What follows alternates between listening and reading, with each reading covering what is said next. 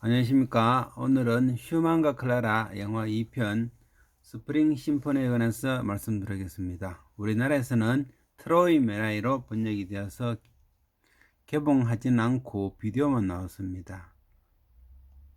왜냐하면 음악 영화가 성공하지 않기 때문에 거의 안 나왔습니다. 우리나라가 음악 영화가 성공한 것은 나중에 모차르트 영화 아마데우스 이후로 성공하고 나서 이후로 많이 나오게 되었습니다. 그 전까지는 확신이 없었거든요. 맨 첫 장면에 파가니니가 카프리소 24중 17번을 연주하는 장면이 나옵니다. 카프리소 그 파가니니는 누가 연주하느냐면은 기동 크레머라는 피아니스트, 유명한 피아니스트입니다. 그 외에 여기 연주자들이 많은 사람들이 있습니다. 피셔 디스카우, 비렐름 캠프, 기동 크레머 등등, 바베트, 히어홀즈. 이 사람은 또 클라라 음악 변호를 많이 연주했던 사람이라고 합니다. 라이프치히에 온 슈만은 술집 아가씨와도 만나서 놀고 그렇게 했습니다. 비크의 피아노 판매점에도 가고, 이때 당시 클라라 11살 때부터 이제 시작하는데, 그때 벌써 괴테를 만나서 괴테 앞에서 피아노를 연주하면은 괴테가 얘는 남자 5명보다 힘이 세다고 칭찬을 많이 해줬다고 합니다. 클라라의 엄마는, 첫 번째 엄마는 클라라가 5살 때 헤어집니다. 이혼을 합니다. 그리고 한 3, 4년 클라라 아빠는 재혼을 안 하고 있다가 클라라가 9살 때쯤 정도 돼갖고 재혼을 하게 됩니다. 클라라는 아빠의 두 번째 부인을 좀 싫어합니다. 신경질적으로. 클라라 아빠의 첫 번째 부인은 왜 헤어졌느냐 하면은, 한번 봐도 아빠가, 그러니까 빅 아저씨가 너무 힘들게 해서 빅 아저씨와 같이 피아노상을 운영하던 친구와 좀 사귄 것 같아요. 그 이혼 후에 얼마 안 가서 그 아저씨랑 결혼하게 됩니다. 네. 이미 11살 때부터 클라라는 아빠와 연주여행을 많이 다닙니다.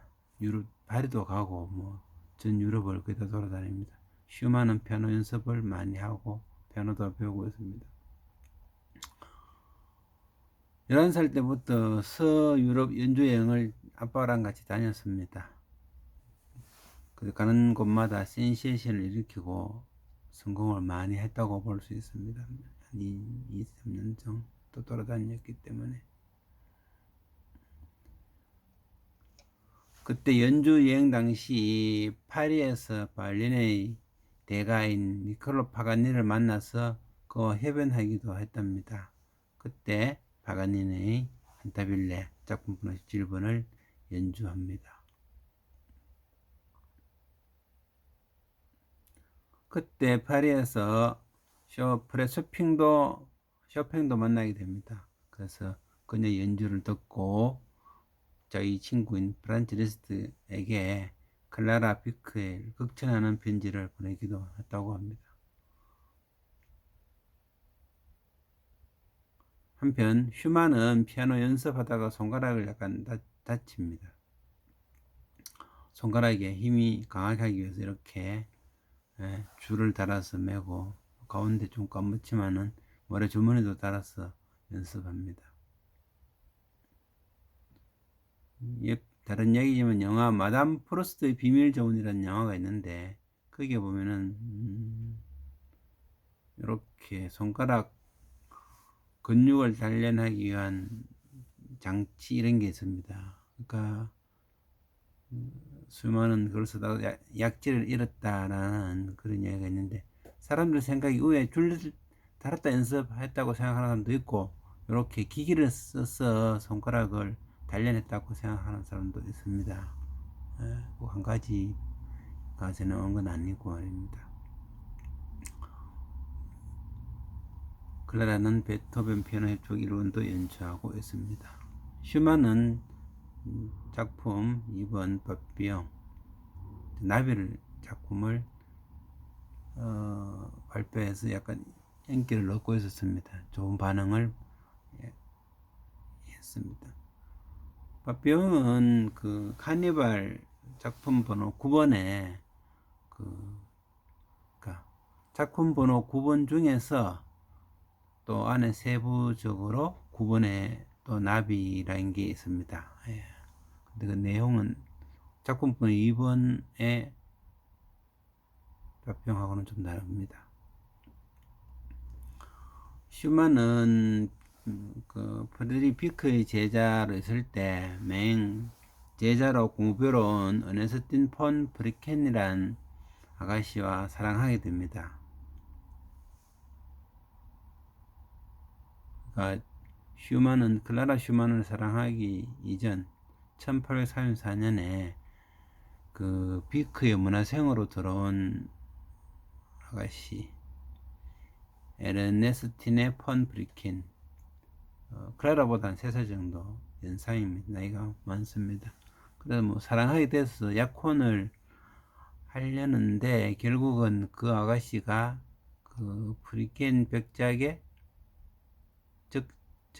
자녀, 친딸이 아니고 입양아라는 사실이 문제가 되어서 파혼하게 됩니다. 왜 입양아가 되면 안 되느냐 하면은 그게 결혼 지참금이라든지 결혼 준비에 관한 모든 재반 문제가 걸리기 때문에 뭐 유산 같은 거 그렇게 받을 수가 없게 됩니다.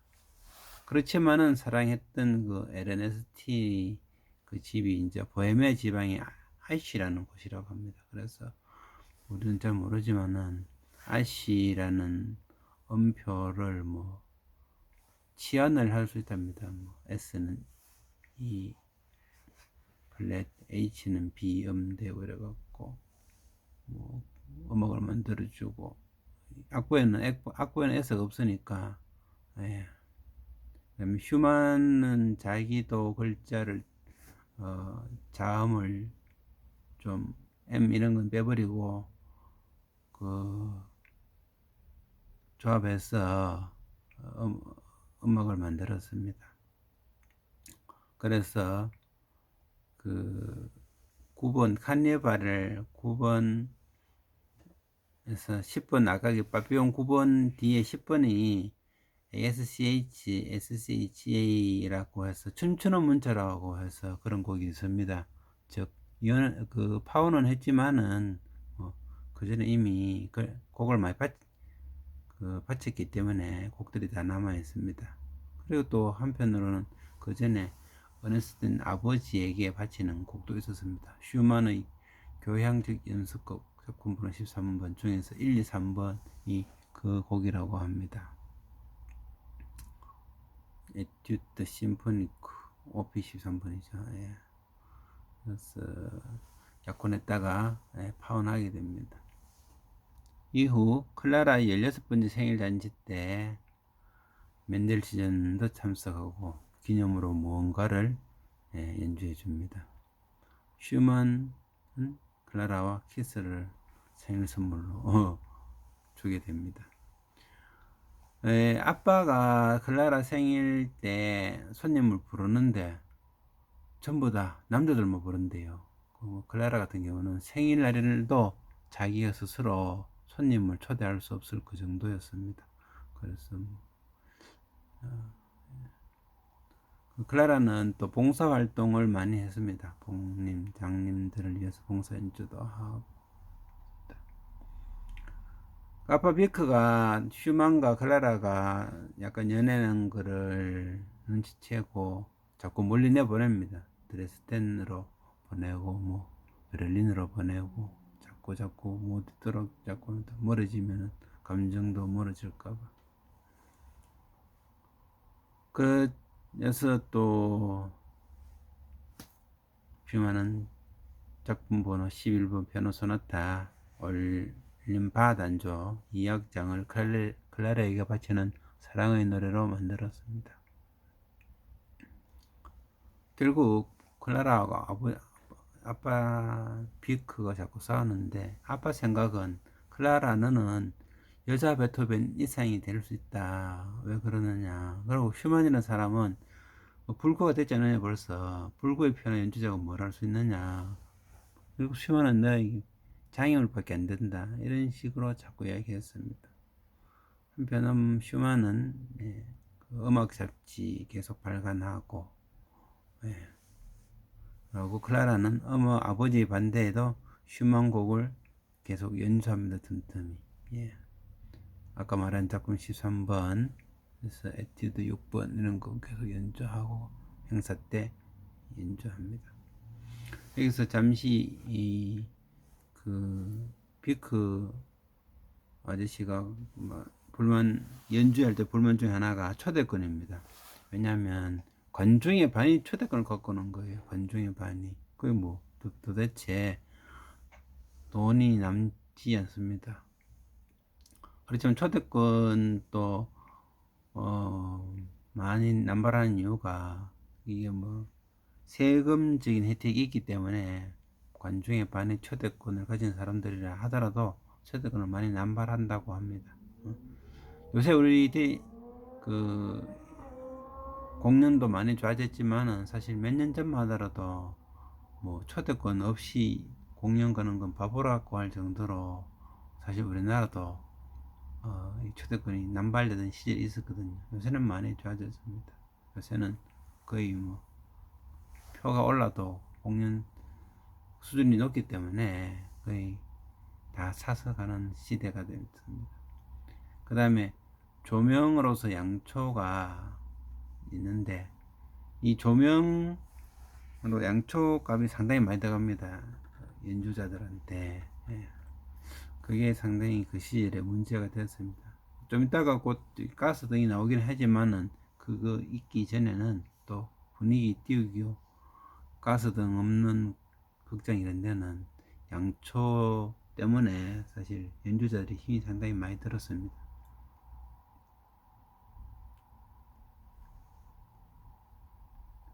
클라라는 이제 오스트리아 수도 비엔나에서 18세에 왕실 여성 음악가로 지정이 됩니다.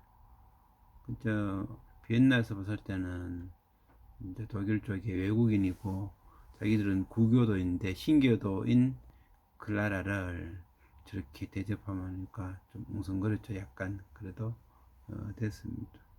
그럼 누가 왕실 음악가냐 한들 중에서는 파가니니, 탈베르크, 리스트 등이 왕실 음악가인데 거의 동급 대우를 받았습니다. 그리고 그때는 비엔나의 레스토랑에 비크 스타일 케이크 혹은 클라라 스타일 케이크가 유행했습니다. 클라라는 기념으로 슈만의 작품번호 22번 피아노 소나타를 연주하였습니다. 한편 클라라는 새로 파리 연주를 떠나기로 했습니다. 그 떠나기 전에 슈만을 한번 만나고 떠납니다. 슈만 편 협주곡 50A-54번을 연주합니다. 1839년 그때는 혼자 파리 방문을 합니다. 20살쯤 됐으니까. 그렇지만은 성공하지는 못합니다. 사실 그 파리에 가서 스케줄 짜고 초청장 보내고 뭐 표 팔고 이런 걸 자기 혼자 못하기 때문에 누가 아는 사람을 통해서 해야 되는데 그때는 초평도 못 만났는지 하여튼 성공하지 못하고 그냥 돌아오게 됩니다. 이후 1839년 이제 계속 아빠랑 싸우다가 도저히 안 돼서 1939년에 법원에 신청 후에 법원에서 싸우게 됩니다. 근데 마침 보헤미아의 아시아에 있는 브리켄 백작이 와서 슈만한테 좋은 이야기 하고 법원의 판사도 이게 프레데리 비크가 슈만이 예술적으로 능력이 없는 사람이라고 막 욕을 해도 법원은 예술적 판단을 하지 않고 사람이 어떤 점을 본다 이렇게 해서 결국 재판에 이깁니다. 그래서 결혼을 하게 됩니다. 결국 아버지는 기분 나빠서 드레스덴으로 떠나게 됩니다. 드레스덴이 어디냐 하면은 보시다시피 왼쪽에 독일 전 지도인데 동남쪽 오른쪽에 저 진한 색깔 지역이 그 작신 지역입니다. 작센. 예, 그 중에서 라이프치히에서 드레스덴으로 이사를 갑니다. 아주 멀지는 않지만은 예, 옆 동네로 이사를 가게 됩니다. 그리고 기분이 좋아진 슈만은 작곡을 많이 하게 됩니다. 그때 멘델시존과 같이 있었는데 교향곡 봄을 작곡하면서 지휘에 관해서 토론하고 초연지휘를 멘델시존이 하게 됩니다. 그래서 이 영화 제목이 스프링 심포니가 됩니다. 이 영화의 특이한 점은 제일 끝에 나옵니다. 제일 끝 장면 대사가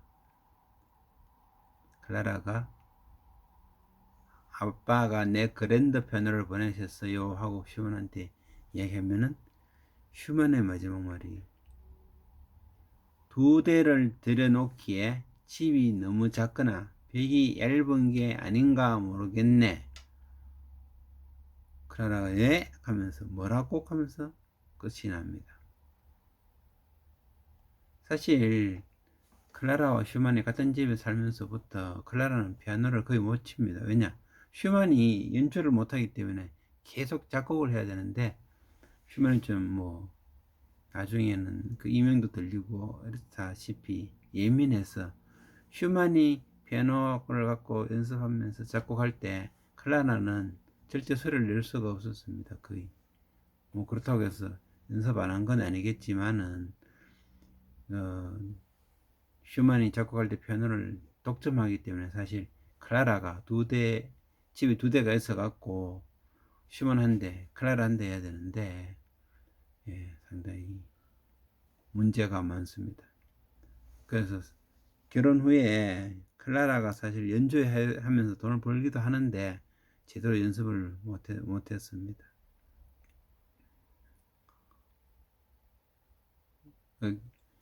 여기서 이제 마지막 장면에 연주되는 곡은 슈만의 교향곡 1번 작품 번호 38입니다. 이 스프링 심포니의 스위트 로메라에는 제일 끝장면에서 약간 비극을 암시하는 그런 장면을 암시하면서 끝이 납니다. 작가가 어떤 의도인지. 오늘은 여기까지 하겠습니다. 감사합니다.